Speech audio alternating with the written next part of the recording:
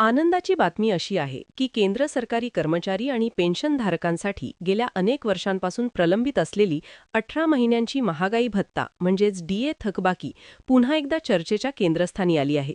सूत्रांकडून मिळालेल्या माहितीनुसार 1 फेब्रुवारी रोजी सादर होणाऱ्या केंद्रीय अर्थसंकल्पात या थकबाकीबाबत महत्त्वाची घोषणा होण्याची शक्यता वर्तवली जात आहे. बजेट रेडी मंत्रालयाकडून यासंदर्भात खर्चाचे विविध पर्याय तपासले जात असून कर्मचाऱ्यांच्या अपेक्षा पुन्हा एकदा वाढल्या आहेत. कोरोना काळात म्हणजेच जानेवारी 2020 ते जून 2021 या 18 महिन्यांच्या कालावधीत केंद्र सरकारने आर्थिक अडचणींचं कारण देत डीए वाढ गोठवली होती. या काळात कर्मचाऱ्यांना महागाई भत्ता मिळाला नाही आणि तो आजपर्यंत थकबाकी स्वरूपात प्रलंबित आहे.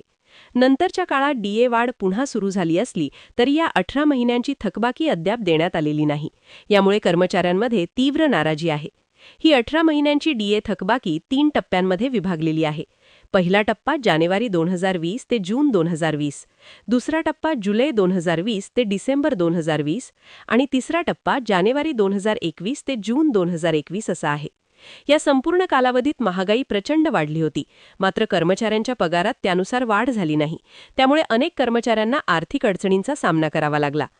आत्तापर्यंत केंद्र सरकारने अनेक वेळा स्पष्ट भूमिका घेतली होती की कोरोना काळात सरकारी तिजोरीवर मोठा ताण असल्याने डीए थकबाकी देणे शक्य नाही. मात्र आता परिस्थिती बदललेली दिसत आहे. देशाची अर्थव्यवस्था सावरत असून जीएसटी कलेक्शन विक्रमी पातळीवर पोहोचले आहे. त्यामुळे सरकारकडे आता आर्थिकदृष्ट्या निर्णय घेण्याची क्षमता आहे, असा दावा कर्मचारी संघटनांकडून करण्यात येत आहे. कर्मचारी संघटना या मुद्द्यावर पुन्हा एकदा आक्रमक झाल्या असून एनसीजेसीएम, रेल्वे कर्मचारी संघटना, संरक्षण कर्मचारी संघटना यांसारख्या संघटनांनी सरकारकडे थकबाकी देण्याची ठाम मागणी केली आहे. त्यांच्या मते हा डीए कर्मचाऱ्यांचा हक्क आहे आणि तो कायमचा नाकारता येणार नाही. काही संघटनांनी तर थकबाकी एकरकमी न देता टप्प्याटप्प्याने देण्याचा पर्यायही सरकारसमोर ठेवला आहे. जर 18 महिन्यांची डीए थकबाकी मंजूर झाली तर कर्मचाऱ्यांना मोठा आर्थिक दिलासा मिळू शकतो. वेतन श्रेणीनुसार ही रक्कम वेगवेगळी असेल. लेव्हल 1 मधील कर्मचाऱ्यांना साधारणपणे 11,000 ते 37,000 रुपयांपर्यंत थकबाकी मिळू शकते, तर लेव्हल 7 मधील कर्मचाऱ्यांना 60,000पासून 2 लाख रुपयांपर्यंत लाभ होऊ शकतो. वरिष्ठ अधिकाऱ्यांच्या बाबतीत ही रक्कम 2 लाख रुपयांपेक्षा जास्त असण्याची शक्यता आहे.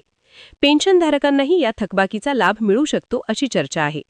1 फेब्रुवारी रोजी सादर होणारा केंद्रीय अर्थसंकल्प या निर्णयासाठी अत्यंत निर्णायक ठरणार आहे. सूत्रांच्या माहितीनुसार बजेट रेडी मंत्रालयाकडून थकबाकीबाबत विविध पर्यायांवर चर्चा सुरू आहे. एकरकमी थकबाकी देणे, टप्प्याटप्प्याने देणे किंवा विशेष आर्थिक पॅकेज जाहीर करणे अशा पर्यायांवर विचार सुरू असल्याचे संकेत मिळत आहेत. मात्र यावर अंतिम शिक्कामोर्तब अर्थसंकल्पातच होणार आहे. इथे एक गोष्ट स्पष्ट करणे आवश्यक आहे की सध्या तरी डीए थकबाकीबाबत कोणतीही अधिकृत अनुसूचना जारी झालेली नाही. त्यामुळे सोशल मीडियावर फिरणाऱ्या अपुष्ट बातम्यांवर विश्वास ठेवू नये. अर्थसंकल्पातील अधिकृत घोषणेनंतरच चित्र स्पष्ट होईल असे तज्ज्ञांचे मत आहे. जर यावेळीही सरकारने डीए थकबाकीबाबत निर्णय घेतला नाही तर कर्मचारी संघटना पुढील काळात आंदोलन, मोर्चे आणि कायदेशीर मार्ग अवलंबण्याची शक्यता आहे. त्यामुळे सरकारसाठीही हा विषय संवेदनशील बनलेला आहे.